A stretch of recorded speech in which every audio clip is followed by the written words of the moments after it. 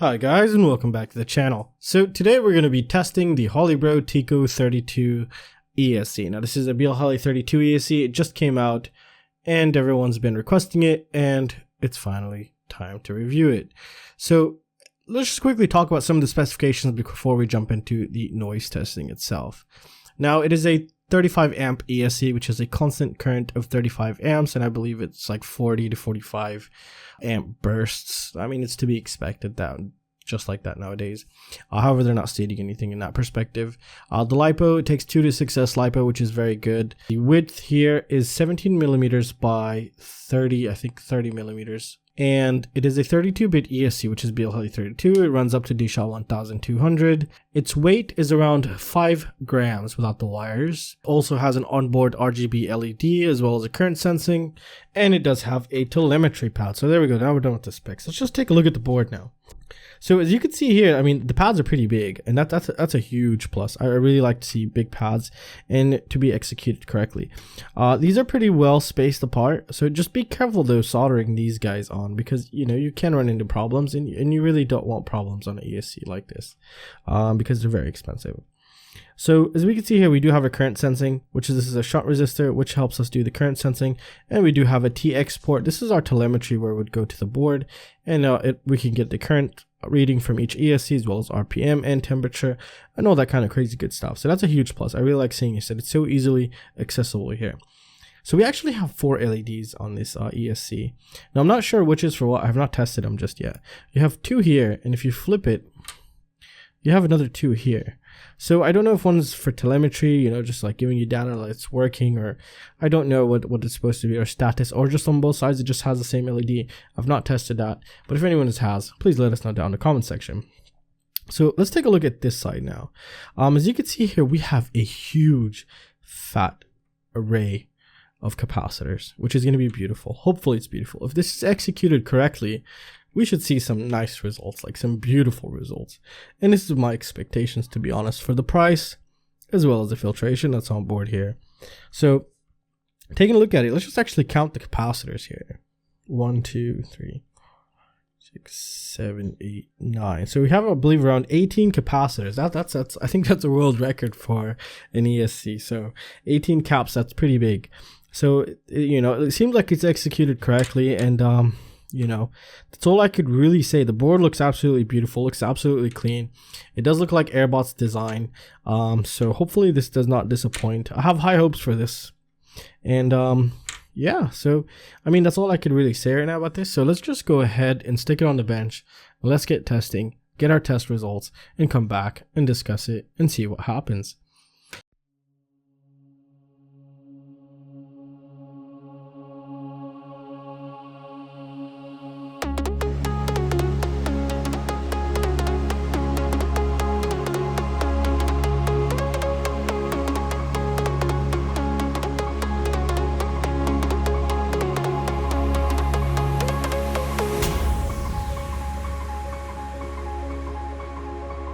Alright guys, so how did this ESC do? And it did very good, actually, very good. The filtration on the board is absolutely spectacular, actually, because usually on an ESC what you would see actually is some very sharp spikes, just like this, you know. And here the filtration, what it did is it was just eating from the spikes. So in theory, this ESC is probably generating noise that would go up to here. So let's pretend each square is 5 volts here, and here's our 16.8 volts line. So we're getting, you know, the voltage through, and once the motor starts going, we start getting this little noise.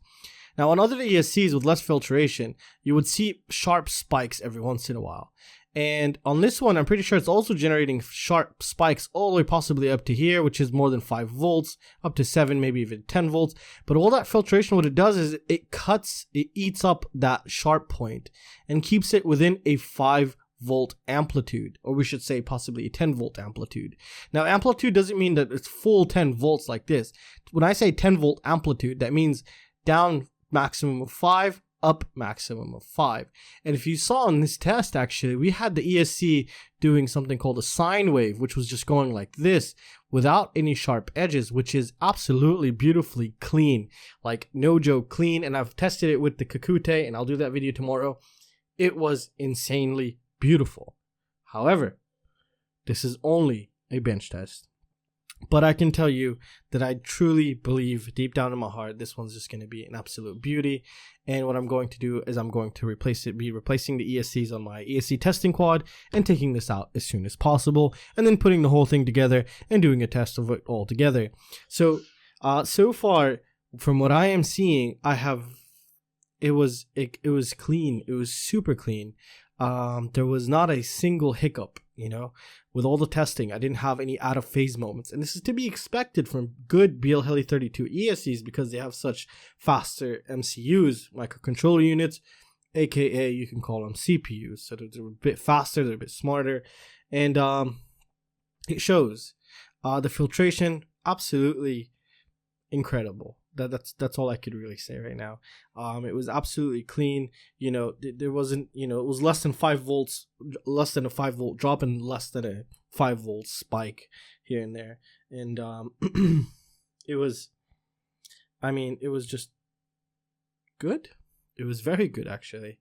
I am impressed, and I did have high hopes, and I'm glad they didn't get crushed because that was just beautiful. So, you know, and I'm going to show you another test right now. And this is the one with a purple line.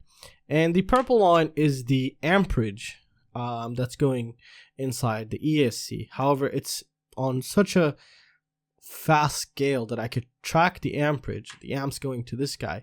We can actually take a look of how it's affecting the voltage spike. And even on the amperage, it's very consistent with the voltage, and it should be. As you can see, you know, it's not only the voltage that's super clean, even the amperage is super clean. It's very symmetric, or it just mimics the voltage, it was just beautiful all around, absolutely stunning. And I am impressed. So these could be the DYS Aria killers, or we could consider these two would possibly be the top 2 ESCs that I've ever tested. I just have to wait until I do the real world testing. But if anyone's used them, please let us know down in the comment section. I am very curious, and I am sure others will be also. So far, what I rate these right now on bench testing, I would give them a 10 out of 10, to be honest. They were very good. Actually, I pushed it harder than I would usually do, and it could take more, that's for sure. So what I want to do is actually I want to do a 5S test in the real world, and do the 4S testing also. And I will set it up on a flight controller with a VTX that has no filtration, and we're just going to monitor that and then see, based upon that, the amount of noise it's generating into our feed. And I've already tested this, to be honest, on the bench, and it was just beautifully clean, absolutely stunningly clean. And yeah, well, that's it, guys. So I really hope you guys enjoyed the video, and if you guys have any questions or any suggestions, feel free to let me know. And the next video, the video after, is where I'll have it connected to the Kakute, going full blast noise testing with them connected together, as well as recording the DVR footage, seeing if there's any hiccups, any OSD twitches, any flickers, or anything we don't want. So that's going to conclude it for this video. I really hope you guys enjoyed it, and if you guys have any questions or any suggestions, feel free to let me know. And I'll see you next time. See you guys. Take care.